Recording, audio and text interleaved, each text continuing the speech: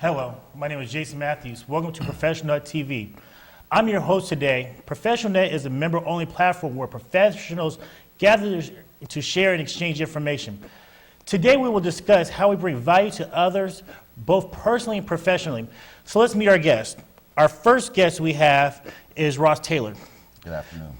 Okay. Our second guest is Mike McDonough. Okay. Our third guest is Brian Hill. How you doing, Jay? And our last guest is Deshaun Ross. First and foremost, I'd like to ask each and every one of you guys, what is your definition of value? I think the definition of value for me is what asset it is, what it brings to me. You know, how can I say it? It's like, what value does it mean? It's like, what does that give me? Okay. It has to give something, some sort of pleasure or some sort of happiness, something that, for me, that's what value is. Okay. Well, I think in the context that we're talking today, value means something beyond what you're selling, if you're talking on business level. Okay. Something where you've gone over and beyond what someone expects and delivered more than you promised. Okay. When I think of value, I think of family, and I think of relationships, and what am I doing to increase what they need. If I can increase what they need, then the value for me is that they're happy. Okay. That's basically all three of these gentlemen, that was my answer, but it really has to do with whatever's important to them. Okay. And me helping them deliver. I mean, me helping them achieve it. Whatever is important to them, me bringing it to them. Okay. Can you, each one of you guys, and we'll start with you, Sean, give us a quick snippet about your guys' background, where you guys come from? I'm a network marketer. I'm also a football coach, and that's about it. No degree, high school graduate. I went to trade school, have a like medical assisting certifications and all that, but that's it. So I grew up in Chicago, married 37 years and 2 months. Woohoo! Congratulations. And 3 grown children. Everyone has kids. I have a company called Brian's Online Success Services and a nonprofit called Black Men Speak. So my conviction, my joy, my passion is all wrapped up in background and family and training and relationships. Well, as a profession, I'm a financial consultant. But the way I provide value, really, other than my job, is through my community service. I'm president of the Alameda Chamber of Commerce. I'm on the board of directors for the Alameda Boys and Girls Club. I'm on advisory boards for the College of Alameda and also Argosy University. And I founded a television station called Envision TV, where we put on a show called Spotlight on Excellence that helps provide value to entrepreneurs. Nice. I'm a retired police officer. I was born in Chicago, by the way. I do security consulting now, mainly on the corporate level.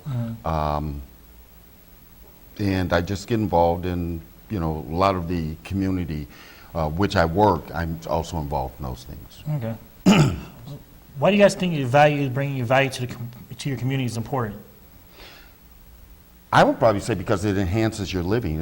It makes everything around you much better. I mean, it makes the whole environment. You need that peaceful, that comfortable environment, and that's what I think it brings. One of the things that I was thinking about is how can I reproduce what I've learned in my friends? When I say friends, men that are African American in the 40 to 65-year-old range, there's somewhat of a regret in our life. We haven't completed something or we haven't achieved something. So I'm thinking, in my little nonprofit participation in the community, I find value when I can look a man in the eye and say, what do we need to work on in our character? And he's shocked because no one's asking those questions. Right. And then we engage and we start talking. My community service started out more of a business networking to get leads for business, my financial consulting practice. But I found it turned into something much more than that. It turned in really to the joy in my life.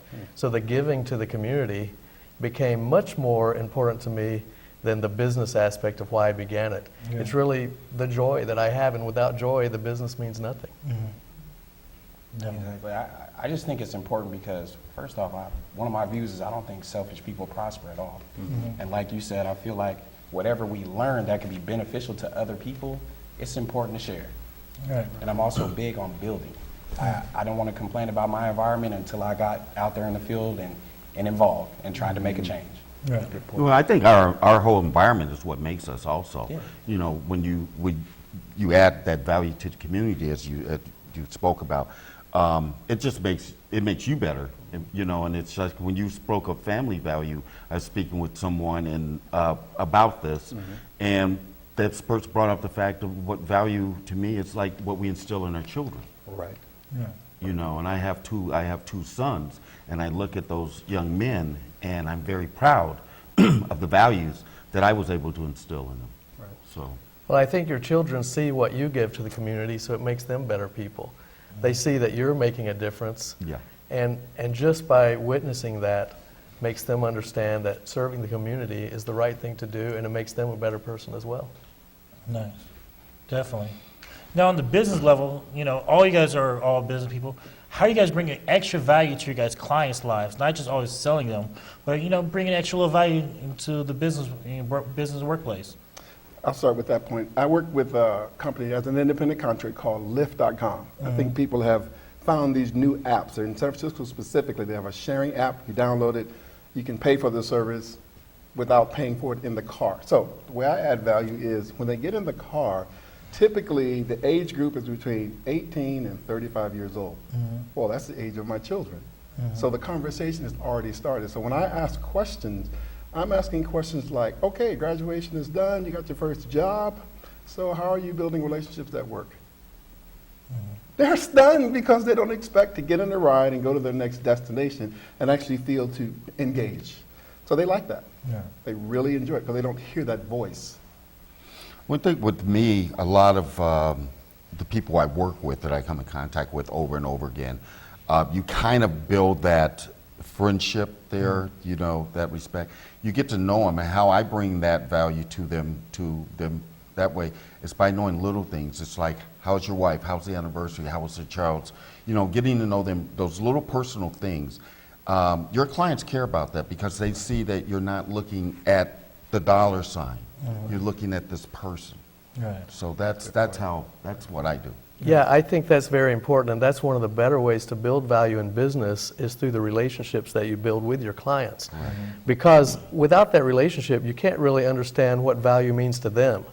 You need to know what their needs are so that you can focus on the outcomes that they're trying to achieve. And the product you have has likely been commoditized anyway.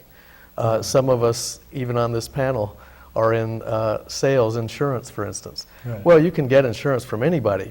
So where's the value come from getting it from you? And that's through the relationship that you build. And through the relationship, you understand their needs so you can fill their needs. But also, the relationship builds a trust. And that trust is very valuable to the client. And I think you're right about the relationship is one of the best ways to add value to a business relationship. And then not only that, it enhances the experience with us. I'm a network marketer. We call it relationship marketing for a reason. You know, people are more likely to trust in you and do things with you if they feel like they know you or if they have a certain connection. And it's all about delivering whatever they need because it's not just business at all. Then it becomes boring. Then it's another job. Right. You know, like in all my years of being in law enforcement, that personalized, it helped my job so much easier. You know, when I'm out there in my patrol car and I would see same people over and over and over, having that relationship with the community, having that community know that I'm there, they know my name, they know what station I'm at, they can call me there, they can call.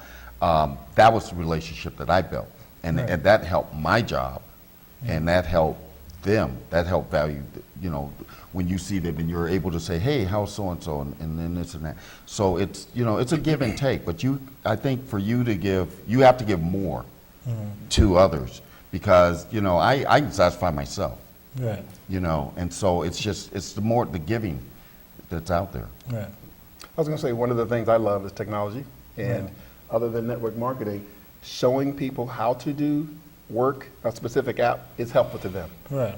It's like a mechanic, you know, we don't want to fix the engine. Here's my $500, I'll pick it up at 5 o'clock, and please make it work. Right. So that's what I get to do when I add value to businesses who don't have time to sit there for 6 hours like I like to do. And when they get done, they want traffic to their website or I want to be paid. That's it. So that's how I add value. Speaking of that, let's talk about social media aspect as far as bringing value. You know, oftentimes on Facebook and Twitter, people are always constantly selling. But what are different ways that a professional can add value to people's lives through social media? That's my topic. So how I add value is when I open up something specific about my heart. An example, I was driving for Lyft a couple of days ago, and typically, and I'm not making fun of us guys, but we don't normally explain what we feel. We just make a point, make a statement, and we're done. So anyway, I explain how I feel, and I hit the point. So I almost had an accident the other day. I had to stop for an hour and a half and catch my bearings and not go back out on the street because I don't want to hurt anyone. So I wrote all that up in Facebook and posted it in the app or on the forum where all the drivers are reading. There were so many clicks. Thank you for writing this. Yeah. That's how I add value. Tell the truth. What do you think? What do you see? And what do you feel? As a man, don't let someone speak for you. Open up. And people don't typically think men open up. And so when they do, they're like, oh my God, did you see what he read? Click, like. And it's funny he said that because that's actually one of my strong points. I actually have no problem with putting myself out there. I add value by simply posting things that I go through daily that most people won't talk about. But I don't really, I have to let people know that I'm real. You know, and I also post a lot of uplifting things too. And it's funny because everybody's relationship towards me has changed. You know, I'm able to add, a lot of people, they approach me on the street, they tell my mom things, tell my family things. They're like, man, you post some stuff that really has helped me through something.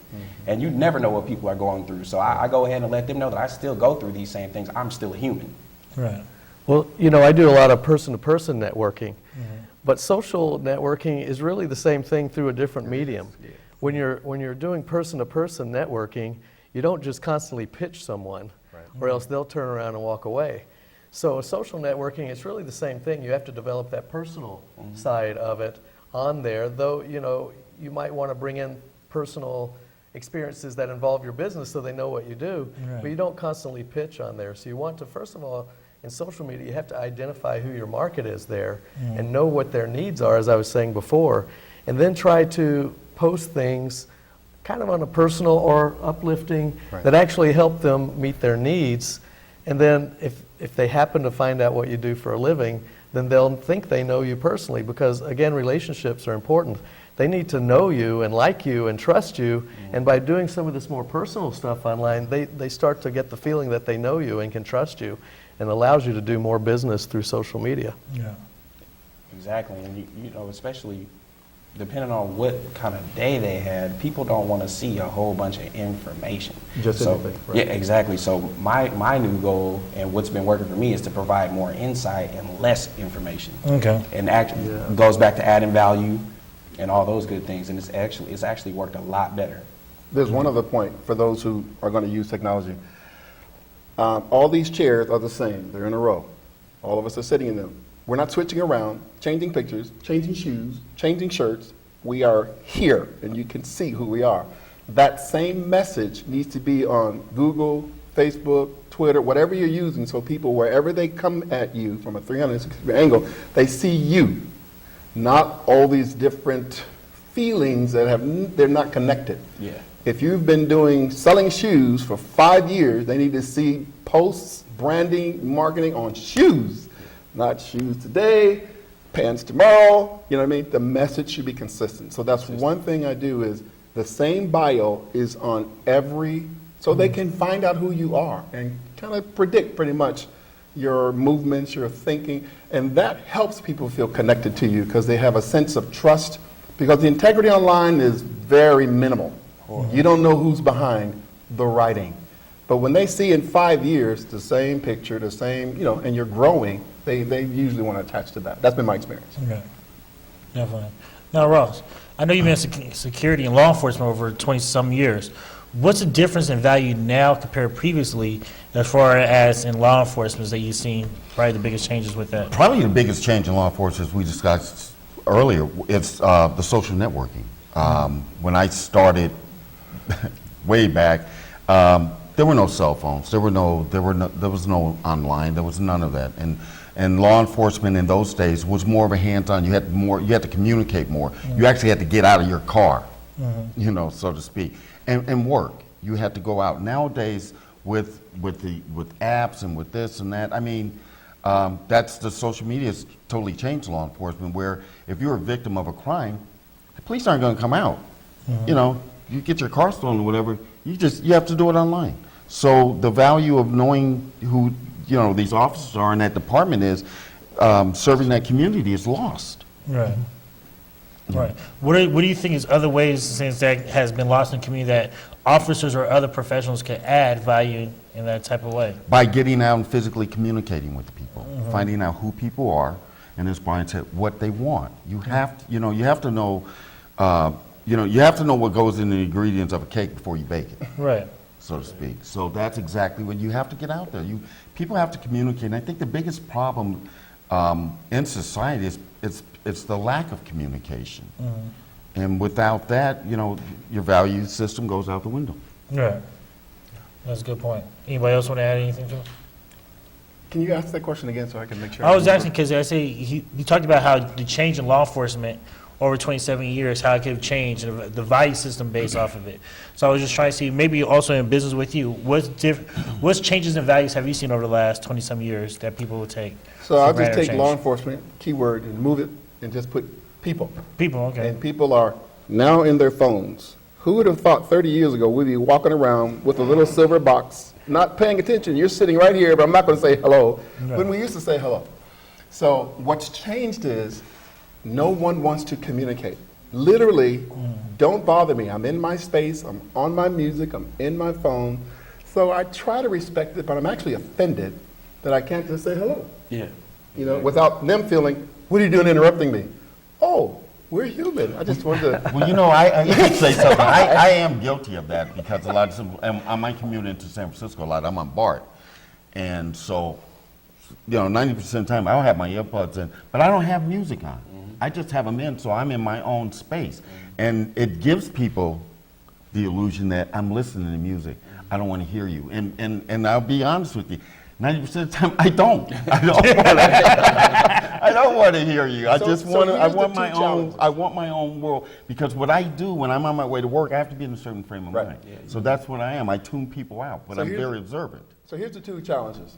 There are the people who want to connect, and there are the people who really have a little bit of time on the way to work, in between home and work.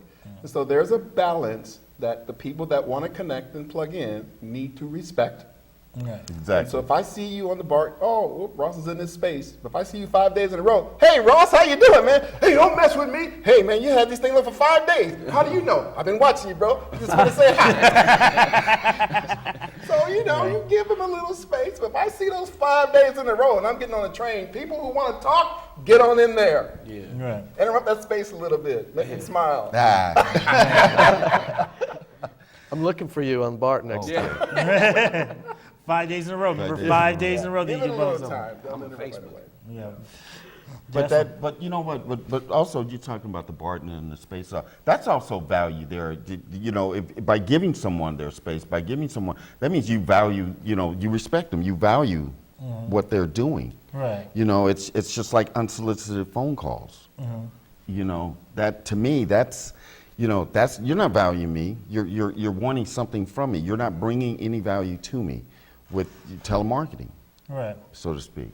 I understand that one of the worst things I hate about telemarketing is that when they call you, an automatic system picks up and say, we'll be with you in a minute. So what's the point of you call me? And they always say you're an important person.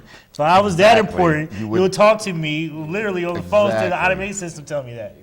Yeah. Now let's switch this over to a personal note. What values you guys instill into your guys' family at all?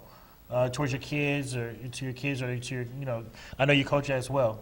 You want to start because you got 2 boys, right? Yeah, my sons I'm very proud of. My oldest, he's 24, and he is actually a sous chef. He went to culinary school, and I'm very proud of him. And my youngest is going back to school, and he's a dynamic artist. He does tattoos, and he's just his drawings are just amazing.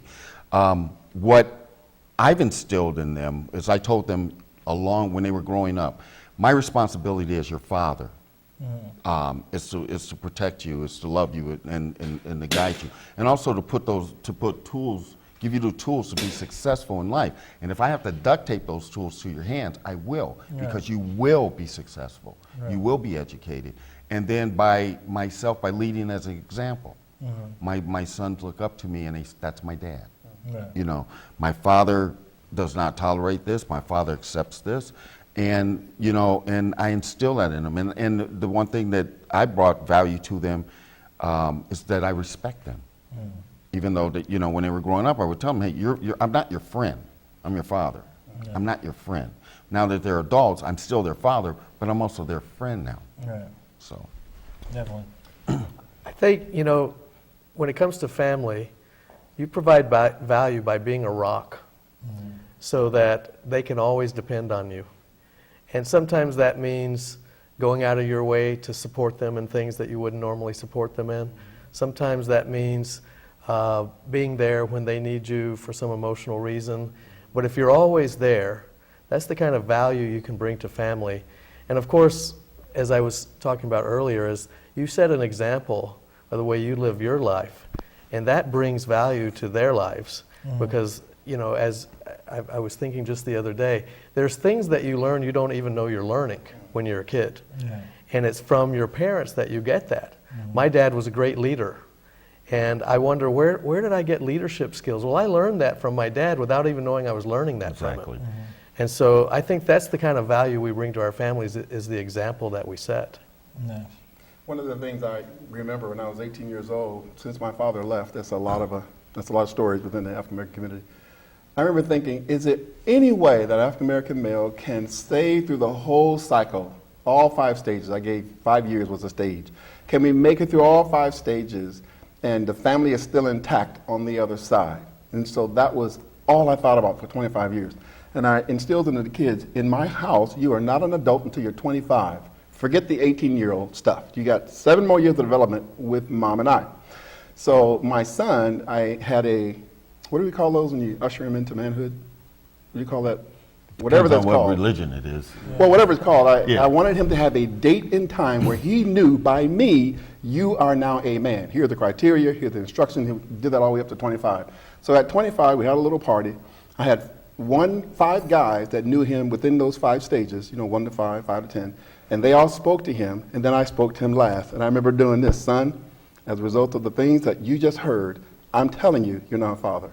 So I checked in with him a few days ago and said, hey, it's 10 years now. You're 10 years as a man. How does it feel? And we had that conversation. With my daughter, you can go ahead and marry this man. I agree. Go.